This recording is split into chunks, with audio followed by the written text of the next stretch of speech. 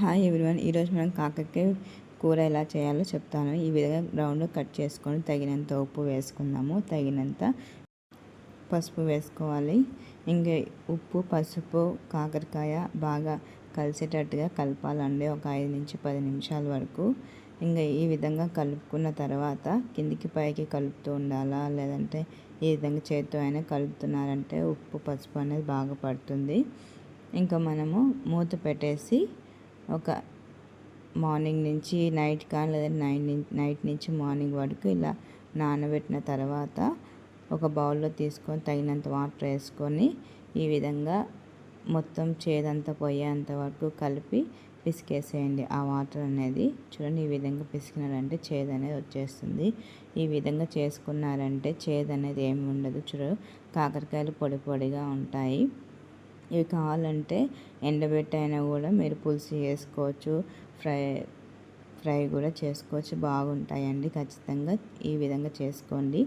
అలానే చిన్న ఎర్రగడ్డలు ఒక 5 నుంచి 6 వరకు తీసుకోండి, సన్నగా కట్ చేసుకొని పెట్టుకోండి. ఇంకా మనం పెనం పెట్టుకొని 1.5 టేబుల్ స్పూన్ ఆయిల్ వేసుకుందామండి. ఆయిల్ హీట్ అయ్యేలోపు మనము ఏవైతే కావాలో అవి మనం రెడీగా పెట్టుకొని తగినంత ఆవాలు, 1 టేబుల్ స్పూన్ తగినంత జీలకర్ర వేసుకుందాము. మనం చిన్న ఎర్రగడ్డలు కట్ చేసుకున్నాం కదండి, అవి వేసాము. మీకు కావాలంటే పేస్ట్ అయినా చేసుకోవచ్చు. ఇవి బాగా వేగాలి. ఒక 5 నుంచి 10 నిమిషాల వరకు గోల్డెన్ బ్రౌన్ వచ్చేంత వరకు ఫ్రై చేసుకోవాలండి. ఈ విధంగా ఫ్రై చేసుకున్నారంటే బాగుంటుంది. పెద్ద ఎర్రగడ్డలు వేయొద్దండి, చిన్న ఎర్రగడ్డలు వేసి ఈ కాకరకాయ కూర అనేది చేసుకోండి. చాలా అంటే చాలా బాగుంటుంది. తగినంత పసుపు వేసుకుందామండి. పసుపు ఎందుకు వేస్తున్నానంటే మళ్ళీ మనం ముందు చేదు పోయేదానికి వేసాం కదా, ఇప్పుడు కూరలోకి వేసుకుంటున్నాము. అది మనం బాగా పిసికేసాం కాబట్టి ఆ పసుపు అనేది ఏమీ ఉండదు. ఇంకా ఒక పెద్ద సైజు టమాటా బాగా మాగింది, మనం ఇలా సన్నగా కట్ చేసుకొని వేసుకోవాలండి. ఈ టమాటా అనేది బాగా వేగిపోవాలి. ఒక 3 నుంచి 4 సెకండ్లో బాగా వేగిపోతుందండి. ఒక 5 నిమిషాలు మూత పెట్టేశారంటే మెత్తగా అయిపోతుంది.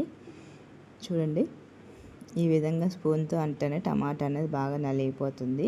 ఇంకా మనం కాకరకాయలు వేసుకునేసామండి. ఈ కాకరకాయల కూర మటుకు చేదు అయితే అస్సలు ఉండదు. చేదు లేకుండా చేసుకోవాలంటే ఈ విధంగా నేను చెప్పినట్టుగా చేసుకోండి. 2 రోజులైనా నిల్వ ఉంటుంది. అది ఎండాకాలం అయినా కూడా ఏమి కాదండి, చెడదు. ఒక 5 నుంచి 10 నిమిషాల వరకు ఈ విధంగా కలుపుకున్నారంటే సరిపోతుంది. ఒక 2 నుంచి 3 సెకండ్లు మూత పెట్టేసి తీసి చూడండి, మొత్తం వేగిపోయి ఉంటుంది టమాటా, కాకరకాయ కూడా. ఇంకా 1/2 టేబుల్ స్పూన్ కారం పొడి, 1/2 టేబుల్ స్పూన్ ఉప్పు, 1/2 టేబుల్ స్పూన్ ధనియాల పొడి, అన్నీ 1/2 టేబుల్ స్పూన్ వేసుకుందామండి. చూడండి, ధనియాల పొడి 2 టేబుల్ స్పూన్స్ అయినా వేసుకోవచ్చు, బాగుంటుంది. ఈ విధంగా వేసుకున్నాక ఈ ఉప్పు కారం అంతా కాకరకాయ పట్టేంత వరకు బాగా కలపాలండి. కలిపిన తర్వాత మీడియం ఫ్లేమ్లో పెట్టేసి ఒక 2 నుంచి 3 సెకండ్ల వరకు మూత పెట్టేసి వేయించుకోవాలండి. ఈ కర్రీ మటుకు అన్నంలో కానీ చపాతీలో కానీ బాగుంటుంది. అంటే కొంచెం ఫ్రై టైప్, కొంచెం గ్రేవీ టైప్ అండి. మూత పెట్టేసి ఒక 10 నిమిషాల తర్వాత తీసి చూడండి, అంతలోపు వేగిపోతుంది. చింతపండు జుజ్జు వేస్తానండి. ఒక 4 నుంచి 5 రెక్కలు చింతపండు నానబెట్టేసి ఆ జుజ్జు పిండేసి దీంట్లో వేసుకోండి. ఎందుకంటే చేదు పోనీకే నేను నిమ్మకాయ పులుసు వేస్తున్నానండి, టమాటా కూడా వేస్తున్నాను. చూడండి, ఇన్ని గనం చేస్తున్నాను కాబట్టి అసలు చేదనే ఉండదు. ఎలాంటి కాకరకాయ అయినా, చిన్నదైనా పెద్దదైనా చేదు అనేది ఉండదు. ఈ విధంగా పులుసు పెట్టుకొని ఇంకా తగినన్ని వాటర్ వేసుకోండి. ఎందుకంటే కాకరకాయ మనం ఫ్రై చేస్తున్నాం కాబట్టి వేగిపోతుంది. బాగా ఉడకనీకి తగినన్ని వాటర్ వేస్తున్నాను. ఇంకా మూత పెట్టిన తర్వాత 10 నిమిషాల తర్వాత ఉడికింది కదా, శనగింజల పొడి వేసుకోండి. ఒక 5 నుంచి 6 టేబుల్ స్పూన్లు శనగింజల పొడి వేసుకోండి. ఈ శనగింజల పొడి ఎందుకు వేస్తున్నామంటే కూర అనేది చాలా బాగుంటుందండి. మామూలుగా మసాలా పెడతారు కదా, అలా కూడా చేసుకోవచ్చు. నేనైతే శనగింజల పొడి వేస్తున్నాను. ఈ టేస్ట్ కొంచెం డిఫరెంట్గా ఉంటుంది. మూత పెట్టేసి ఒక 5 నిమిషాల తర్వాత కొత్తిమీర వేసుకోనండి. కొత్తిమీర ఫ్లేవర్ వేసారంటే చాలా అంటే చాలా బాగుంటుంది. స్మెల్ అదే ఏం కూర చేస్తున్నాం అనే లెక్కలో అనిపిస్తుంటే చాలామంది అడుగుతూ ఉంటారు ఇంట్లో ఉన్న వాళ్ళు. చూడండి ఈ విధంగా కలుపునాక ఈ విధంగా పులుసుంది కదండి, ఇదంతా బాగా చిక్కబడేంత వరకు పైన నూనె తేలేంత వరకు ఉడికించుకోవాలండి. ఉప్పు కారం సరిపోయలేదో చూసుకోండి. ఇంకొక 10 నుంచి 15 నిమిషాల వరకు మీడియం ఫ్లేమ్లో మూత పెట్టి ఉడికించుకున్నారంటే మనకి తెలిసిపోతుంది. చూడండి పైన నూనె తేలేంత వరకు ఉడుకుతుంది.